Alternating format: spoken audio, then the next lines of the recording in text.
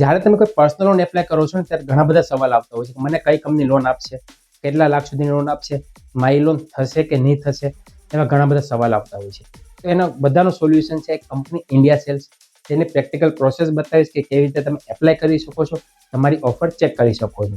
જો ઓફર હોય તો તમે ડાયરેક્ટ એપ્લાય કરી શકો છો, એ પણ તમારા મોબાઈલમાં તમારા ટાઈમે ઘર બેઠા કરી શકો છો, કોઈ પણ પ્રકારની એડવાન્સ ફી કે કોઈ પણ પ્રકારના ચાર્જ વગર. કેવી રીતે પ્રોસેસ કરવી જાણીશું વિડીયોમાં, પણ પહેલાં થોડી બેઝિક માહિતી જણાવી દઉં કેવી રીતે પ્રોસેસ કરવી.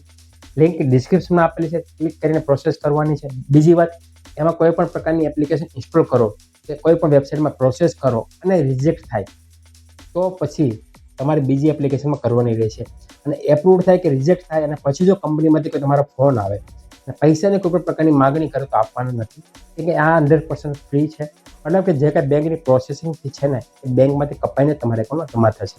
આમાં કોઈ તમારે એજન્ટ ફી, કન્સલ્ટિંગ ચાર્જ, કોઈ પણ ડોક્યુમેન્ટ ચાર્જ કે સેટિંગના ચાર્જ આપવાના નથી હોતા. એવી લિંક ઓપન કરશો, યા મોબાઈલ નંબર નાખવાનો છે, કન્ટિન્યુ કરવાનો છે, એટલે તમારા મોબાઈલ પર 4 આંકડાનો ઓટીપી જશે. ઓટીપી નાખીને વેરીફાઈ ઓટીપી કરવાનો છે. ત્યારબાદ તમારે first name, last name, middle name PAN card પ્રમાણે લખવાનો છે, પાન કાર્ડ નંબર લખવાનો છે, જન્મ તારીખ લખવાની છે અને ઈમેલ આઈડી લખવાનો છે. આટલી વસ્તુ કર્યા બાદ કન્ટિન્યુ કરશો ને તો અહીં એરર આવશે. ઘણીવાર એરર આવશે કે પાન નંબર મેચ નથી, તો તમારે ફરી વખત પાન કાર્ડમાં નામ ચેક કરી લેવું, પાન કાર્ડ નંબર ચેક કરી લેવો. ઓકે હોય તો કન્ટિન્યુ કરવાનું છે. ફરી પાછું કન્ટિન્યુ 3 વાર કરશો ને તો ચોથી વાર તમારું આગળનું સ્ટેજ થશે. તો 3 વાર થઈ ગયું છે, એવું કન્ટિન્યુ કરશો એટલે ચોથી વાર તમારું નહીં માગે. તો તમે મેલ ફિમેલ સિલેક્ટ કરીને તમારું રેસિડન્સ એડ્રેસ લખવાનું છે, ઘરનું એડ્રેસ, જે જગ્યાએ તમે હાલમાં રહો છો, જેનું બિઝનેસ પ્રૂફ તમારી પાસે છે. એ બિઝનેસ એડ્રેસ પ્રૂફ લખીને પૂરું એડ્રેસ લખવાનું છે, અડધું ઉપર ને અડધું નીચે. ત્યારબાદ તમે પિનકોડ નંબર નાખવાનો છે. જેવો પિનકોડ લખશો ઓટોમેટિકલી સિટી આવી જશે. ત્યારબાદ તમે શું કરો છો, સેલરાઇડ, મતલબ નોકરીવાળા હોય તો સેલરાઇડ, બિઝનેસ કરતા તો સેલ્ફ એમ્પ્લોયડ, પગાર કેટલો છે, ઇન્કમ કેટલી છે લખવાની છે, કેટલા વર્ષ માટે લોન જોઈતી છે એ 36 મહિના લખી દેવાના. વધારે ઓછા પછી ખબર પડશે, પણ તમારે જરૂર છે એ પ્રમાણે લખશો, એના આધારે તમારી ઓફર બતાવશે. ત્યારબાદ ગેટ ઓફર ક્લિક કરશો એટલે તમારા એરિયા, મતલબ કે તમારી પ્રોફાઇલના આધારે જે લોનની એપ્લિકેશન છે એ બતાવશે પૂરું લિસ્ટ. કોઈ પણ એપ્લિકેશનમાં કન્ટિન્યુ કરશો તો હું તમને ઇન્ડિયા લેન્ડમાં કહીશ. ઓટીપી જશે, ઓટીપી નાખવાનો છે, કન્ટિન્યુ કરવાનું છે.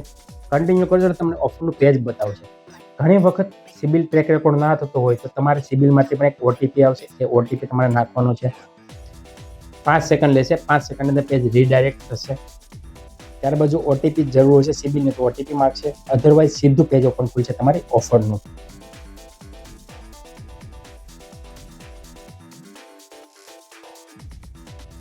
વિડીયો સારો લાગે તો ચેનલને સબસ્ક્રાઇબ જરૂર કરી દેજો કે આવી અમને માહિતી તમને મળી રહે.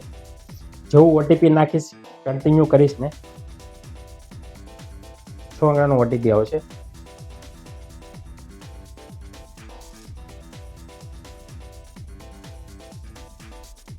કન્ટિન્યુ કરીશ ને એટલે 2 થી 3 સેકન્ડની અંદર તમારું ઓફર ચેક થશે અને ઓફરનું પેજ બતાવશે. તેમાં જે ઇન્સ્ટન્ટ એપ્રુવડ અથવા ફ્રી એપ્રુવનું જે બટન હશે લીલા કલરનું, એના પર ક્લિક કરીને ડાયરેક્ટ એપ્લાય કરી શકો છો.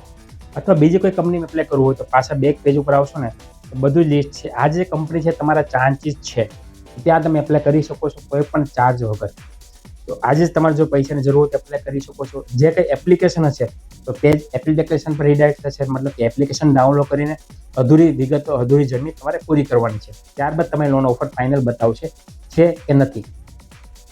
બીજી વાત, આ કંપનીમાં એપ્લાય કરો, કોઈ પણ એક કંપનીમાં એપ્લાય કરી અને પેજ બંધ થઈ જાય તો ફરી પાછું લિંક પર ક્લિક કરીને મોબાઈલ નંબર નાખશે, ઓટીપી નાખશો ને તો કન્ટિન્યુ કરશો 3 વાર એટલે જે કંઈ પેજની ઓફર હતું એ જ પેજ ડાયરેક્ટ ઓપન થશે. એટલે ફરી વાર તમારી ડિટેલ ભરવાની નહીં આવે. તો આ એક બહુ ફાયદાની વાત છે. તો મિત્રો, આવી ક્રેડિટ કાર્ડ માટે કંપની છે જેની હું આવતા વિડીયોમાં વાત કરીશ. તો ચેનલને ફોલો અને સબસ્ક્રાઇબ જરૂર કરી લેજો કે પહેલી વાર તમને વિડીયો મળી રહે. નવા વિડીયોમાં નવા ટોપિક સાથે, ત્યાં સુધી ધન્યવાદ. જય હિન્દ, જય ભારત.